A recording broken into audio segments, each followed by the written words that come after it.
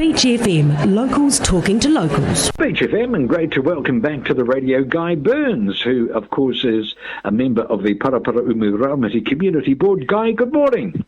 Good morning, and greetings to you, John, and listeners. Lovely to talk to you once again. It's been a wee while, and since we talked the beach bylaw, there's been a fair bit of testing of the waters, to mix my metaphor, and I believe that council officers have made some recommendations, which could be meeting the councillors sometime later this week. And I believe some of those recommendations are quite controversial. What's your take?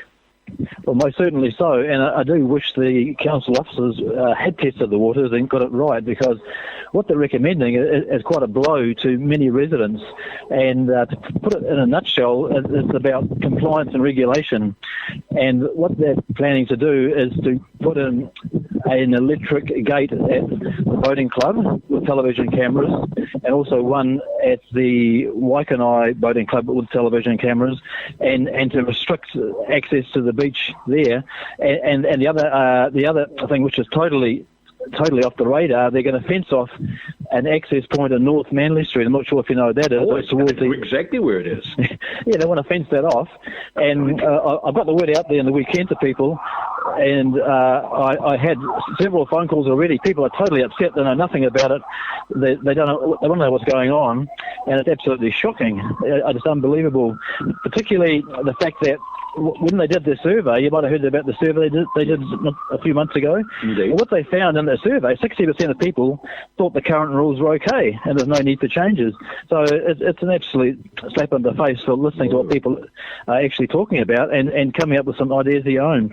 And in terms of the television cameras, in the survey, only 24% of people thought the camera should be used for bylaw compliance. That's a small number, and no one even mentioned about putting on electric gates at the Waikanai Boating Club and the Paraparaumu Boating Club. So we've got to bear in mind these are recommendations, John, that it's not happening, but they can happen if we don't put a full stamp on it now. And the danger is the bylaw will be passed on Thursday. Sorry, I'll say that again. The draft bylaw will be passed, and once it's in draft form, as we all know, it's very hard to get out the rubber and erase those words. That machine, that ship is really, really hard to turn once it's steaming on a course that it's decided, largely by itself from what you're saying there. I wonder if we can examine these electric gates. Would these be gates that you get in either with some kind of a clicker arrangement or with cards for the people who are authorised to use those gates? Is that the basic idea? That's the understanding I have. It's some sort of system where a select few will have access, and by select few, I think it's going to be the boating club. It will also be disabled people who can only park it where the boats are. So this is another strange thing. They're not going to be able to park in the wider beach area, but they're only going to park behind the tractors in front of them. And also there'll be monitoring with TV cameras. I can imagine there'll be monitoring because there'll be a lot of people out there who want to take them down and get out the high-powered, battery-powered grinders and cut them in half. And I can see why, because also the interesting thing in the survey, they found that of all the people surveyed, and there was around 1,700 people, 1,700 people, 30% of those people actually drive or park on the beach. So that tells you something. It's a part of the culture of the Kapiti Coast. Yes. To go down there, to have a look around, maybe have fish and chips and turn around and go back out again, a quick snapshot. But what's happened is, I'm afraid, John, a small number, and particularly motorcycles, have ruined it. And but putting in gates are not going to stop motorcycles getting on the beach. We all know that. Right. This is the next point I was going to bring up. So well done for that, Guy. You're way ahead of me. Okay, let's go on to my next question, which is about the TV cameras. If the electric gates have got selective access through either card or a clicker, some authorised access, why do you need the cameras? Well, I think it's because 30% of people love the beach and drive down there. Some of those people are going to cut those gates down, and I can understand it. And one person I spoke to said they will do that. They'll pull the gates down as a public protest. I'm not sure if it'll come to that, but they'll need cameras so they can take things to court and also put more pressure on our legal bill through a draconian compliance compliance and enforcement, it's the wrong way to go. What we need is education and a bit of training and a bit of just acknowledging the fact that, hey, that's a beach access point. It's been used for 200 years for vehicles of some sort or another, and you want to close it off overnight. That is not the way to go, particularly with 60% of people want to keep the laws as they are. At one stage, Guy, I used to work for one of the best constitutional lawyers this country's ever seen. You may have heard of him. His name is Geoffrey Palmer. And he told me at one stage, we do not run a police state in New Zealand. We can't afford to run a police state in New Zealand. Therefore, if we're promulgating a law, we've got to make sure it's got the support of 85% of the people. Otherwise, it's not going to work. And that has been burnt into my consciousness. And from the numbers you're quoting me, it seems very doubtful that 85% of the community support what has been proposed in the beach bylaw. Well, exactly. As I said, 60% think the current laws are the same. So why have council officers used this data and misused it? I would say misused it to come up with their own agenda. It's almost like it was written by a police officer or something. This sort of these sort of rules and regulations, rather than a policy analyst.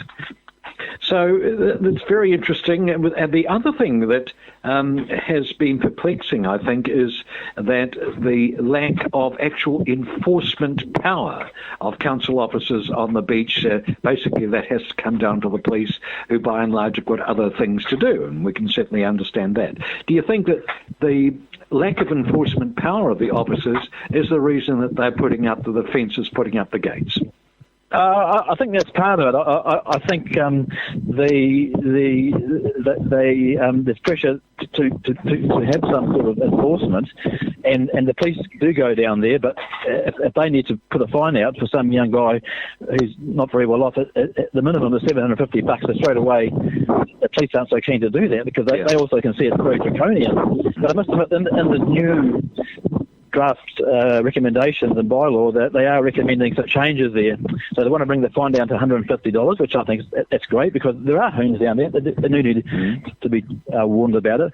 And the other interesting thing I want to do, which I'm not so sure about, I still haven't quite figured out the implications of it, they want to put signs everywhere saying parking forbidden all over the place, hundreds of them, and then that gives the council officers rights to issue a ticket for parking on the beach.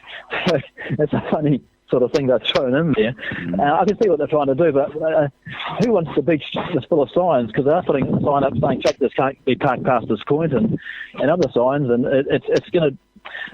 they're totally destroying what the beach is. It's about going down there, looking out to seeing a view which hasn't been changed for thousands of years, and they want to change that environment to bring it more in line with walking up Cuba Street on a busy day. Guy, have you seen an analysis of submissions on the beach bylaw, the kind of things the public were saying? Well, I have, actually, and I've made my own analysis. And what they're saying is that 60% of people think the laws are fine, but it needs to be enforced. That's the simple message. Even council officers have got that one right. But they got it right, but they've come up and they've misused the survey to come up with some bizarre recommendations around electronic security gates, TV cameras, signs on the beach, blocking off of access. And I'm just talking about this little area. These things can happen in Te Horo as well, and Otaki. So that's we're talking about the whole Kapiti coast. It's been clamped down by almost, I wouldn't say Gestapo-type regime, but some have used that analogy. Goodness me. I think we'll hear more about this, Guy. Thank you very much for raising the red flag. Great to catch up with you once again. And many thanks for your company here on Beach FM. Guy Burns from the Paraparaumu Raumati Community Board. 106.3 Beach FM.